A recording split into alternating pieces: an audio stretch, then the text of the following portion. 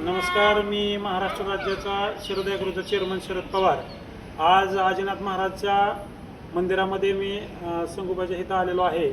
तरी आपले इथले भाविक किंवा आपले इथले अनुभवी गेले पुजारी 100 वर्षापूर्वी एवढं कधीच पाणी आलं नव्हतं असं त्यांचं म्हणणं आहे. तर ती स्वतःहूनच आपल्याला त्यांचा परिचय पाण्याचा आणि जो रुद्र रूप धारण केलं तर ती स्वतः त्यांचा परिचय करून देतील आणि सांगतील.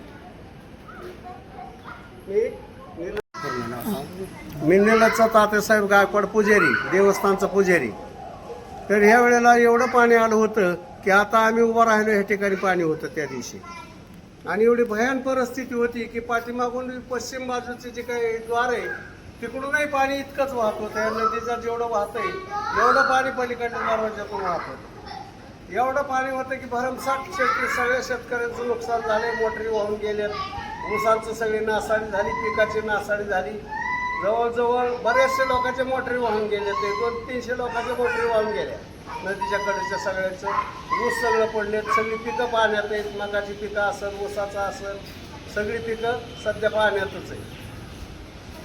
निश्चितच सरकार दरबारी हा मी मुद्दा मांडू. अजून की मामा स्वतःचा अनुभव सांगतील की गेले 100 वर्षात ही पहिलंच पाणी आलं तर ह्याच्या अगोदर कधी असं चालतं.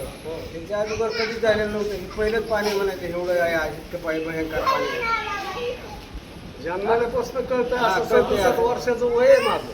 बरोबर नाही, ह्याच्या वडिलाच्या तुमच्या काळात तर असं इतकं पाणी पाणी आलं आलं नाही, आलंच नाही. ते आता आले. इथून मागली कधी पाणी एवढं आलं का ती म्हणतात कधी झालं. म्हणजे 100 वर्षाच्या अगोदर सुद्धा जर म्हणलं 200 वर्षापासून जर ही जी रेकॉर्ड ब्रेक झालं किंवा गंगामाईने जेवढं आपल्याला सीनामाई नदीने जे आपल्याला जे रुद्र रूप धारण केलं आणि मला वाटतं काहीतरी 3 वेळेस तसं रुद्र रूप धारण केलं.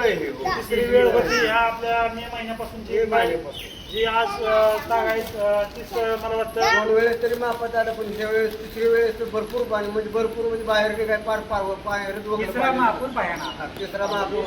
पहिला थोडा आला, त्याच्यापेक्षा दुसरा थोडा घेतला आला, तिसरा एकदम महापूर. पण आजीनाथाची कृपा म्हणावं लागेल की इथं जीवितहानी काय झाली नाही. मला वाटतं कोळी समाजाने पण बऱ्याचशा त्यांचं मदत कार्य केले. त्याचाही मी शासन दरबारी ते मुद्दा मानलेला इथं चांगलं आपल्या तुम्हाला सांगतो आजीनाथाची कृपा आपल्या असल्यामुळं आपली जीवितहानी काय झालेली नाही. निश्चितच सरकार दरबारी आपण हा मुद्दा मानू.